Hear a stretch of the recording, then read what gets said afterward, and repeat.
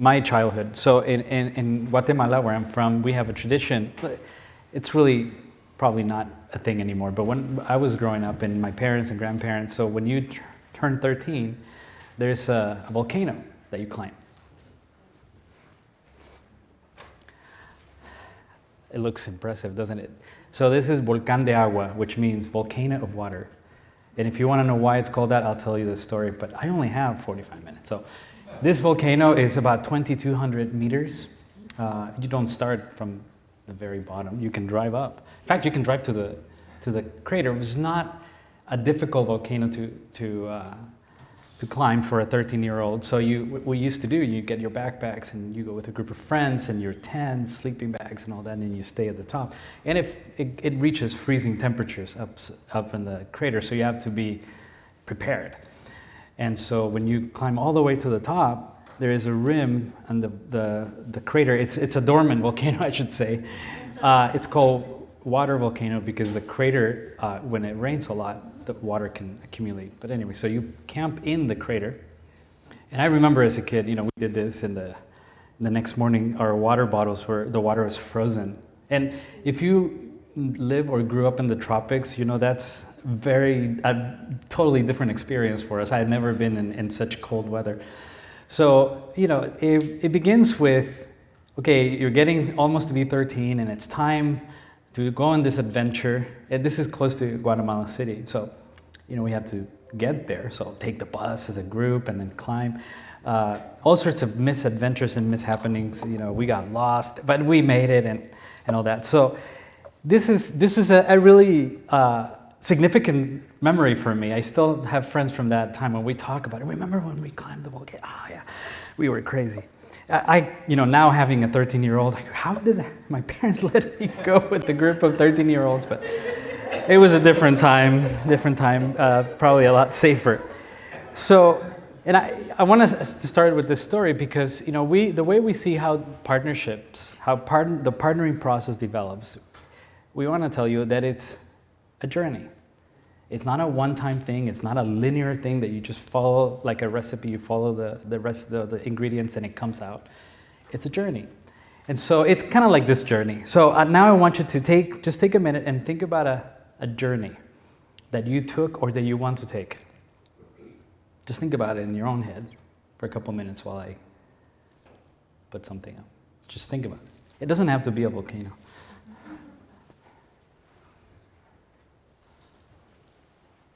You thought of it? Yeah?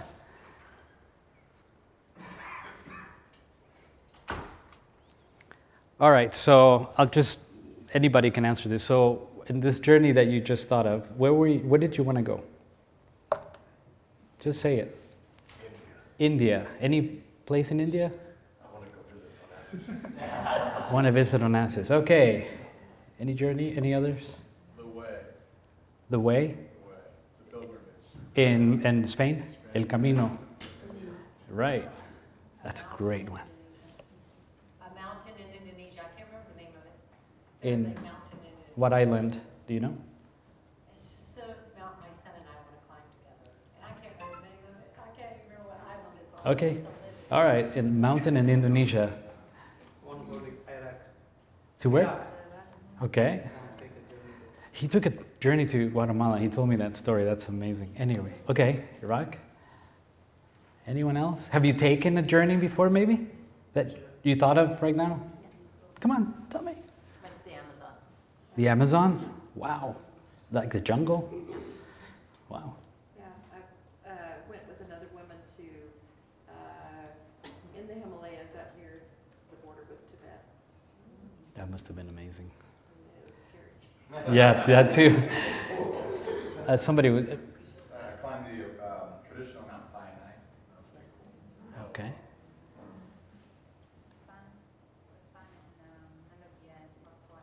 Can you speak up so they can hear you over there? Okay. That's a journey you took. Okay. All right. Let me ask you another question.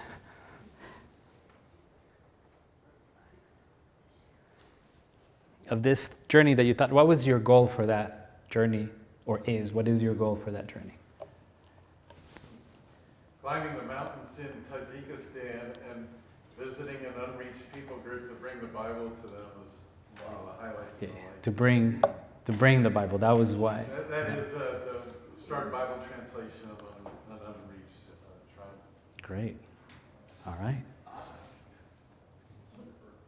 Anyone? What was the goal that you had for making that journey, or want to take? Huh? We're going to be going to Catania, Sicily to meet Muslim refugees that have come over from Africa to Italy. Okay. And what are you going to do there with them? Talk to them about Jesus, bring them to the Lord. Okay, that's your goal, to talk to them about Jesus, okay? Anybody else? Let's ask another question then.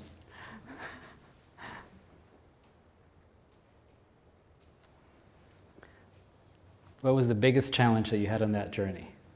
Or that you think you're going to face when you take the journey?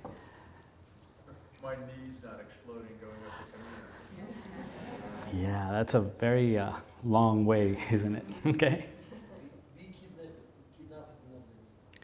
That's a challenge. Yes, definitely. Being kidnapped in Afghanistan. Communication? Why would that be a challenge? Because we were trying to coordinate multiple stops, but it was before email, and hearing back when we were on the road was a challenge. Communication, yeah. Any other? Unexpected health things happening. Unexpected health things happen? Natural conditions like heat exhaustion or flash floods. Yeah. Kidnapping and also visa for, especially from the team from India to go to these countries. Visa has been a big challenge for us. Yes. People are willing to come, but we don't get the visa. Yes, I know that. I went to India last year. I got to the airport in Delhi and they turned me away and I had to fly right back. It was a very, very long day. I had a visa and everything from the consulate, but they didn't even tell me why. They just said, here's your ticket, you're going home right now. Same plane, just turn around and went 13 hours each way. Sorry for that. It's not your fault. It's not your fault, but maybe I shouldn't put your name on my application. You know, one of the unexpected challenges that I found in my journey to this volcano, I still remember it, is that because we were young, and there were some older people in the group, we got into a lot of fighting and lack of harmony. And that took me by surprise because that was probably why some people got lost. And the morning when we woke up, I had a tent my dad had given me, and somebody had cut the ropes on the tent because they were mad at us because we have a tent and they didn't have a tent. And it was a tent for 4 and there were 6 of us in there, you know. But so that took me by surprise, that challenges in relationships that I didn't even think that would be. I thought the cold would be the challenge, but it wasn't. All right.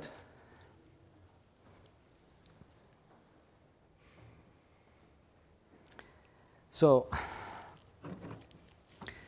when we think of partnership, we use this what I'm going to share with you is based on our experience and research of many years, and it isn't like we say rocket science. When you look at it, you go, oh yeah, that makes sense. But I think for me, it has been really helpful. And we think of partnering, not the partnership, but partnering, the activity and the attitudes of working together as a journey that follows a certain pattern. So this is the way we do it.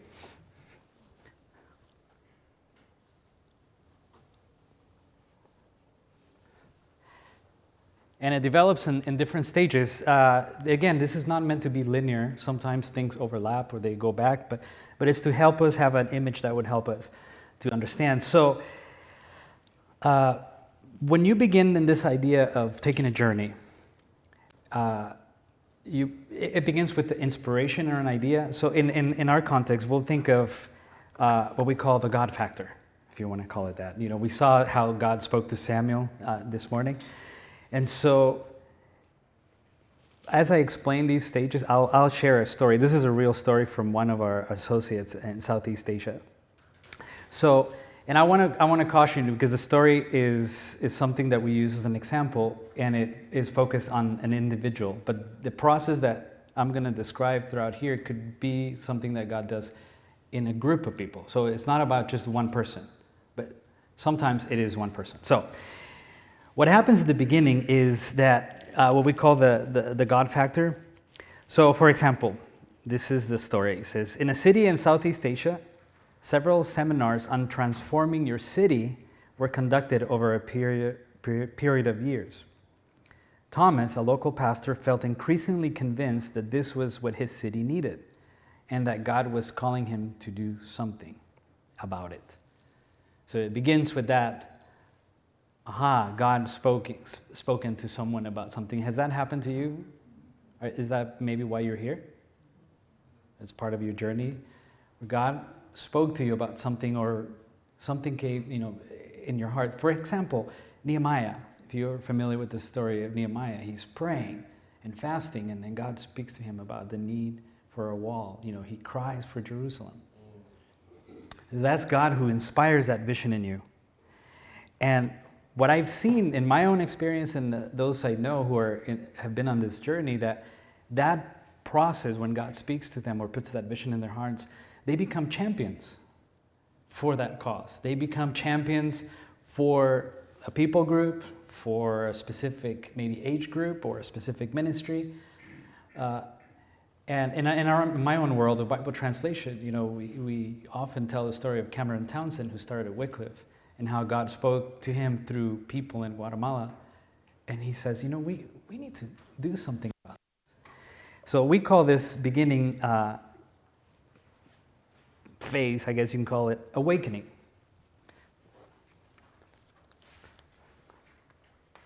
I don't know if you can see it back there, but awakening. So it's almost like God is giving you a little push and you become awake and aware of something bigger than yourself. So this happens to Thomas in the story. So he's gone through these seminars on transformation, and then he feels convinced that this is what his city needs, what has been taught in these seminars, and he wants to do something about it. He feels called. Okay, so he begins to pray about it, maybe, trying to figure out what he's supposed to do with this, and this is what we call awakening. So let me continue the story. So, same guy, Thomas, resigned from his church. He was a church leader. He resigned from his church in order to focus on seeing his city transformed. He read books on the subject and took related courses at a local seminary. He got some education, he did some training and some research. He also got training in how to facilitate groups, since he realized his own tendency was just to tell people what to do. Remember our conversation earlier today? Where we become so passionate about the thing that God has called us to do, and rightly so, but we forget that that's something that God called us, maybe didn't call the person next to us. So we start maybe getting frustrated or telling people, well, you need to do this because God has called us to transform our city. But they have not yet kind of caught that vision. And champions in general tend to be very impatient, very passionate, and sometimes can alienate people. Know anybody like that? Yes, we all are champions at heart anyway, right? Even maybe our own families say, okay, we get it. It's important. So what happens then, what is Thomas doing here?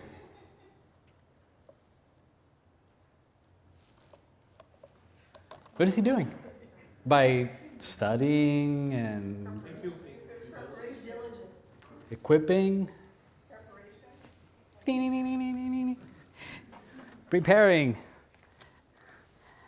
And again, this could be a group of people that God brings together. But before, Thomas launches into this, he's like Nehemiah. What did Nehemiah do? He called the people who knew what was happening in Israel and said, please give me news, what's happening? In fact, God uses them to inspire that vision in him. So he starts preparing, he writes to the king, he gets resources, he makes sure that he has a letter. He's doing everything he can to face this challenge. So in my case, what I did is I asked my dad to borrow the tent, and we got sleeping bags and a backpack and warm clothes and water and food. You have to do that. If you go in the way and you don't have the right shoes, what happens? you're not going to make it, right? It's a long walk. So what you do, you go and you ask people who've been there. There's a lot of information what you need to prepare in order to prepare. Okay. How many of you have gone on a journey and realized you were not prepared? Yes.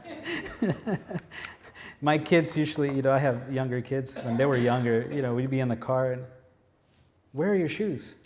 I left them at home. No shoes. And we had to go back and get their shoes. Anyway, I'm sure that only happens to us.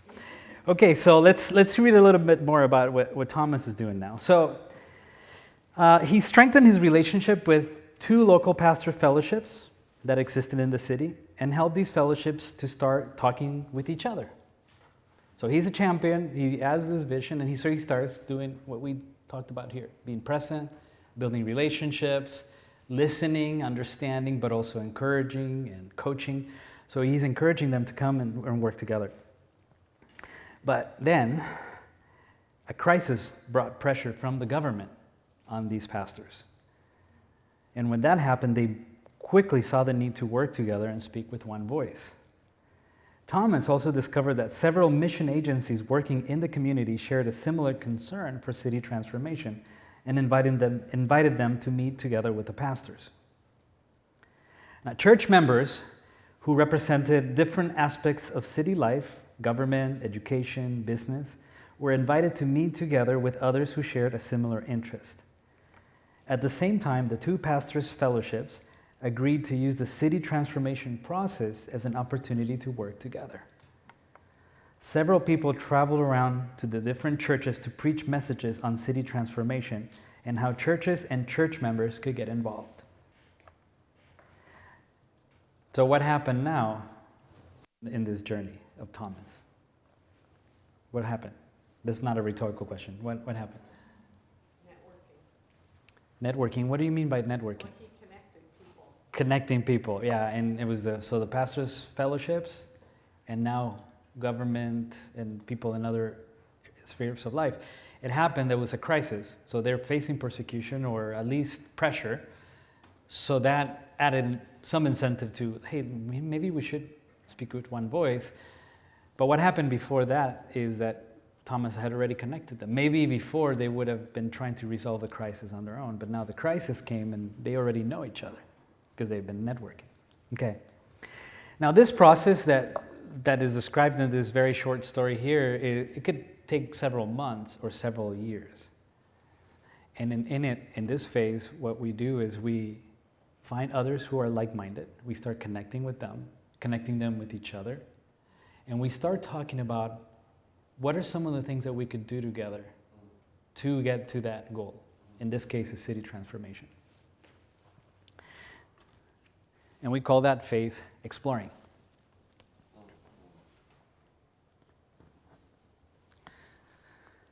So a lot has happened already here. One of the things, and I'll make this as a personal observation, is that when we are very excited about something, we want to go directly to, let's have a meeting and get everybody in the room. And that could work. I mean, sometimes it does, especially if it's a crisis. But in our experience, what happens often is there's not enough trust yet. People don't even know each other. And as we saw in the example this morning, maybe there's relationship issues that have not been resolved. Right? So before you bring everybody together, you really need to understand what the vision is, be able to articulate it to others so you can share it, and to start preparing for what eventually be that exploration.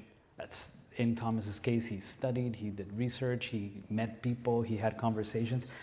Probably drink a lot of coffee or tea or whatever you drink, especially if you're German. No, never mind. Anyway, all right. Any questions so far? Before I keep going on my little journey. This is usually a very interactive, we do exercise and everything, but since we want to eat, I'm going to make it shorter. Were you going to say something, Timo? I know you want to say something. Beer. Okay. All right. No questions? This is perfectly clear. Good. Maybe you can Explain to me later. No, just kidding. Now, what are some of the reasons? Now, think of your own context in terms of partnering or the kind of things that we are seeing here in the Thomas story. What are some of the things that could be a challenge to this happening? Or maybe some of the obstacles in your own context? Can you come back on the question? What would be some obstacles in doing this part right here?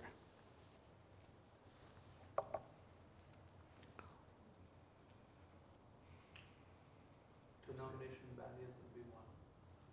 Denominational? Denomination barriers. Okay. Pride, Pride. On whose part? on the part of, that the person we're trying to partner with already has an agenda and a plan, and you're messing up. I think the exploring part is a vital. There need to be more of healing to be restored. Relationships should be restored Yeah. before the transformation. Yes. We're not done yet. There's 2 more stages, so I'm just making sure that we're up to here. We're on the same page. No time. No time. Everybody's so scheduled, has so many things Thank going you. on, already going on. It's just really hard to find time for the research and preparation first, and then time to get people together that they can all actually sit together and do some exploring. And you want to work with the people who are already busy because they're doing something and not people who have nothing to do, right? So that means that this challenge is in scheduling, okay? Losing your vision is a challenge? Why would that be a challenge? I want to know. You get sidetracked with the issues. Okay, that's great. Yes, Commitment to go through the process. commitment. So some people might say yes, and then they Then they withdraw. backward. And you see how even the things that you've shared would be good reasons not to have a meeting straight away? Just wait. Okay. Okay. Any other comments before I share all this good stuff with you? It's a spiritual warfare. Yes. It's resistance to unity. So part of the preparation, much like Nehemiah did, would be fasting and praying. Not just for the transformation of the city, but for God to show you, open the doors to the people that need to be part of this. There's another challenge too. You know, if you're a champion, so God is really like this. Again, I'm going to go back to the story side. No, so Cameron Townsend, actually it was 100 years ago exactly. He was in Guatemala. He was a young man. So if you're in that situation where you don't have status or title, and you're going to these pastors and telling them, "Follow my vision," what's going to happen? You won't even get past the receptionist, right? So part of it is this building trust and getting to know people so they know who you are. And sometimes just the strength of our conviction is not enough. We have to do our exploration. We have to be prepared to do what we need to do. Okay. I think there's gender issues too often. That could be a challenge. Sometimes men don't want to follow women in citywide ministry things. That could be a challenge. I think Or your youth, your age, if you're young. Or if you're very old, I don't know. I would support all of that by being a young female who has a vision. I'm looking at all this, and it's like 110% resonating. It speaks, doesn't it? Yes, yes. I'm with you. Because I understand like the age and the vision, and I know all those things, but I have no time or my own resources to facilitate my own time to build that trust with people. Yeah. You know, so. So, and I hope this is helpful because it ties with the first session. And let me just come out and say it. We, sometimes when God gives us a vision, we act as God's salesman or salespeople. And we want to convince people the way that a salesman would. Maybe pressuring them or, you know what I'm saying. Persuading. And everything I'm sharing with you here is saying that doesn't really work, at least not at first. What I have found, though, is that sometimes when you are that passionate about something, God will pair you up with one or two other people who have the same, and immediately you connect.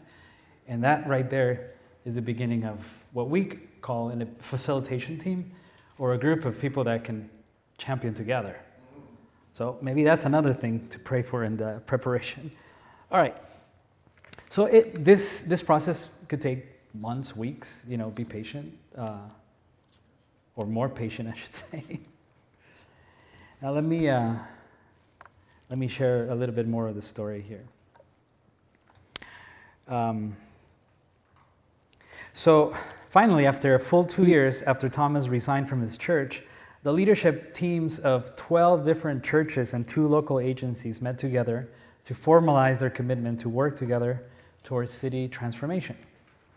They appointed a 3-person facilitation team to help them keep their momentum and stay focused, and asked Thomas to be an advisor to them. They established 7 work groups focused on 7 different spheres of city life. Each work group met together, identified a facilitator and co-facilitator, and agreed on at least one concrete goal they wanted to accomplish in this next 6 to 9 months. So now we've moved more into the what we call the partners, or the stakeholders have been identified. All this has happened, and now they're establishing the basis of their collaboration. How are they going to get to that goal? And this next phase we call formation.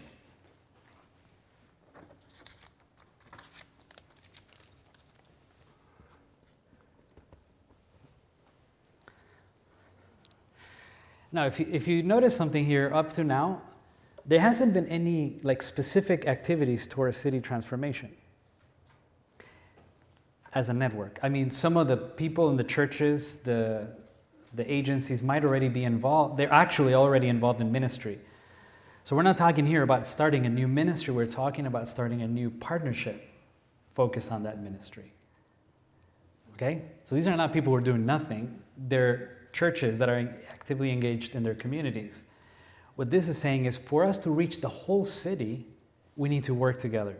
Because no matter how much work we do individually, we're not going to accomplish this. It says over there, you did this last night with Timo. What can we accomplish together that none of us could accomplish on our own? And what needs to happen that is too important not to be done and too big to be done alone? Okay?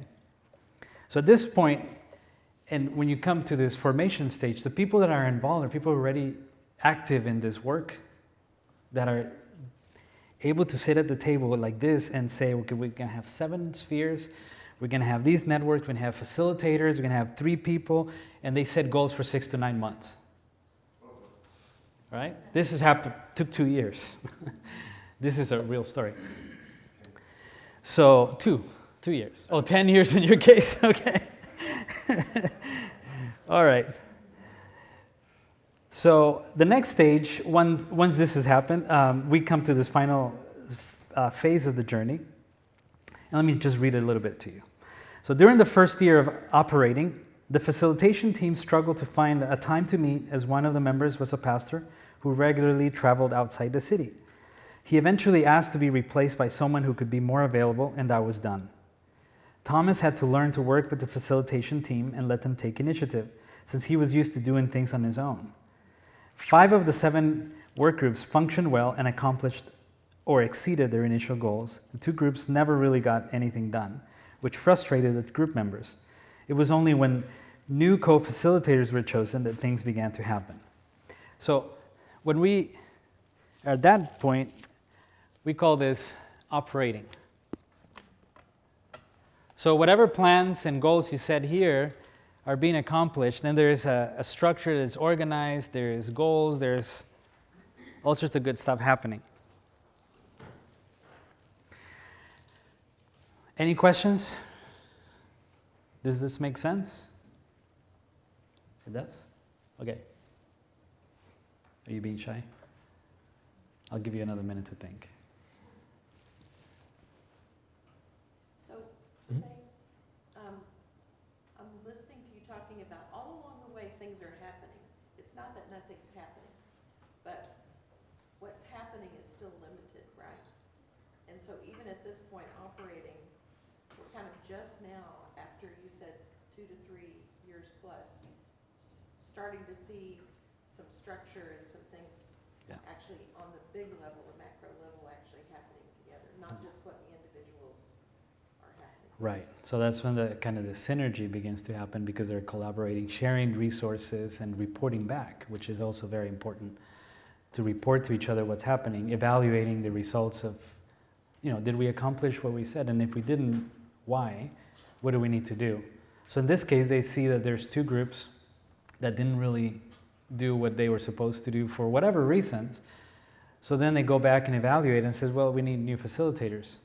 And once they did that, then things started picking up again. And that's a really important part of operating. And a network is difficult, or a partnership, because in an organization you tend to already have a hierarchy and structure, and you're constantly evaluating, and and if you're salarying people, they also have, if you're getting paid, you need to do your job. But there's other incentives, but it's a lot easier maybe to coordinate things. But in a network where everyone's a volunteer and everyone has other jobs, man, there's challenges. And that's why it's important that you spend the time getting to know each other, develop trust, and working in that commitment. A lot of the networks that I work with have a covenant or some kind of document that represents their commitment. It's not a contract, it's not an MOU, it's a covenant that kind of embodies the commitment that they made before the Lord. Now, I'm going to say it again, although I said at the beginning, this is not meant to be a formula. Like make cake, you have all these ingredients, temperatures, and then it comes out. This is based on our experience of healthy partnerships, some of the things that we see.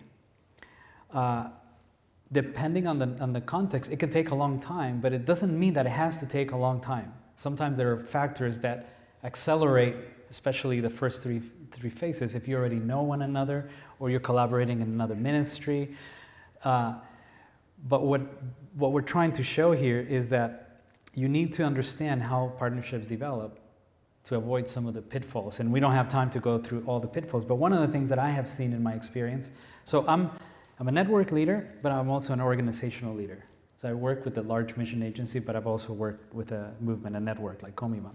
So one of the things that I saw often is because we're passionate and because we're already maybe taking a lot of action within our denomination or agency, we want to go straight to operation. So typically what we'll say is, well, we have this goal. So who are the key people? And I hear that phrase a lot. Who are the key people? Get them in a room and let's plan together how we can do this and accelerate it and do it. And we have money and we can do this. And in 10 years, we're going to accomplish all of it. And that's great. That's great passion. But I already shared all these factors with you that you may not see. There's maybe no trust, there's maybe broken relationships, there is political or economical challenges, there's denominational differences, even natural disasters, all these things that maybe we don't see because all we see is, okay, we're going to have 10 teams working in 10 cities. That's great, that's a great goal. I'm not saying that that's not what you want to do, but it's how you get there. It's just as important as getting there. So I'm going to go back to Bill's story of the El Camino, the way. It's a pilgrimage, but it's not about getting to the end. I mean, of course you want to get to the end, right? I mean, that's your goal. That's how we started the conversation. But how do we get there? The experience of partnering is also transformative for those of us who participate in it. So if you go into a journey like this with other people, as an organization or as an individual, and you don't expect to be changed by it, then you're probably not ready to be a good partner. It's more, if I can just convince these people to come on the journey with me,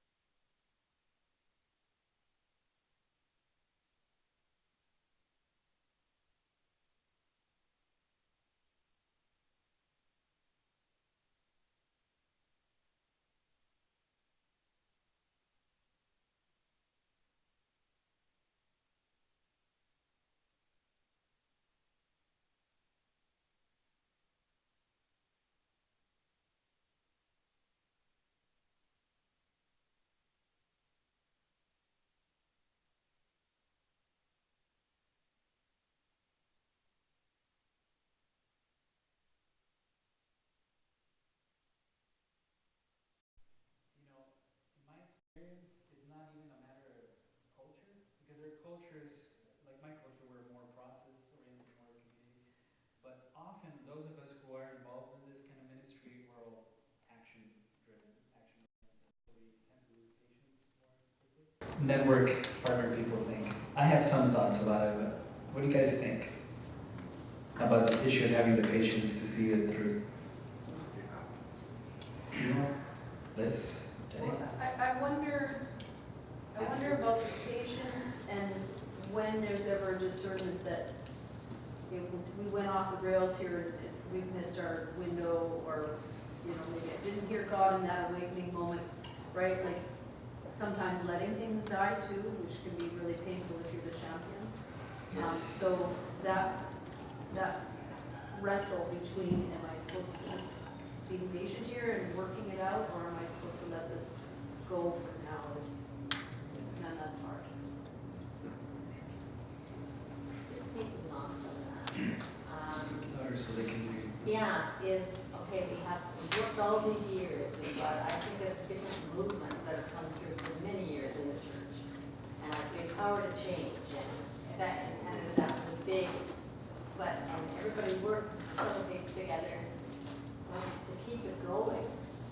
Most of these things, they come, they peak, everybody comes aboard, but then it kind of dies. And it's to see what it takes to keep it happening, adjusting, listening to God's voice, but it's not just another thing we're doing. One of the things that I find as an experience, we need to have a compassionate heart to work with pastors. Pastors and ministers need more compassion than that. What happens in the way of networking is kind of dictatorial, saying that this is wrong, this is right. Yeah.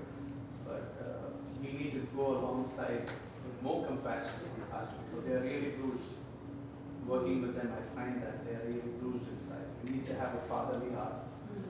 Unless you have that kind of a pastoral care inside to work, you cannot do a networking, strong networking. That's a good word. Thank you. I was going to say, for me, I think because you're inside the process, it's good to sometimes, step back from what's happening and be able to say, okay, really, I'm at this stage. And so it's okay that all these things aren't happening, to kind of give you your own self-motivation to keep pressing forward and have that patience and realize that, okay, it may feel chaotic and it may feel like we've gone 2 steps forward and 5 steps backwards, but we are still overall moving forward, and we're still really between exploring and forming or whatever. So having times that you can, as a leader, step back and kind of just get that, I was thinking just now about the story about David when he had gone away in a battle, and when he came back, he found all his wives and all the wives and all the people and everything had been carried off. That huge discouragement, and then even his men were turning against him. He had to kind of strengthen himself in the Lord, and I think there's a call for that, for champions to have that ability to pull back and just really get that direction and clarity from the Lord again, and keep going And forward. to remember that the one who's the most interested in this happening is God. So. Yeah, and one of the things that's interesting in this story is that Thomas stepped back after the exploration was done, and because his gifts were in getting people, rally the people, but facilitation takes a different type of skill. And you talk about that, or you were going to do that today, and talk about the skills of facilitation. And so, but he was still an advisor. And it says here that he knew that he kind of, when things don't go fast enough, he's going to do them on his own. So he would not be a good facilitator, but he's a good champion that kind of keeps people, hey, remember the vision, remember why we're here. And I just want to, we have one quick exercise for you to do, but one final thought is that what happens to in networks and partnerships is that you might have to go back to some of the earliest stages when a new group joins your network. Right. So, because they're not necessarily going to be ready to engage at the operating level. Sometimes you might need to, in your evaluation of how things are going, you might need to do some things that you did in the exploration or the formation phases. So again, this is not a linear, prescriptive way of looking at it. It's just concept, visual image to help you understand that partnerships have a life cycle and there's things that need to happen before you can start, producing fruit according to the goals that you set. So I'm sorry I have to cut the conversation short because we have to go to lunch, but as you can see, this is just the tip of the iceberg. I hope that it gave you enough to be curious about it. I'd like you to do one last thing. If you could put your name on a sticky note. Let me give you all the instructions, because if you don't want to do this, it's perfectly fine. And then put your bank account number. No, just kidding. No. Think about a partnership that you're involved in right now, or a partnering effort, or that you would like to be more engaged with that. And think about this journey. What do you think you're at? Or where is that partnership? Not you individually, but you as a partnership. Where are you at in the journey? Just based on what you've heard here. Do you think that, or maybe it's where you need to be? So I'll give you a couple minutes to think about it, and take your name and just put it on the chart according to the phase. But if you don't want to do it, that's okay. You don't have to do it. But I think it would be helpful, and Timo is going to use this as part of his session in the afternoon.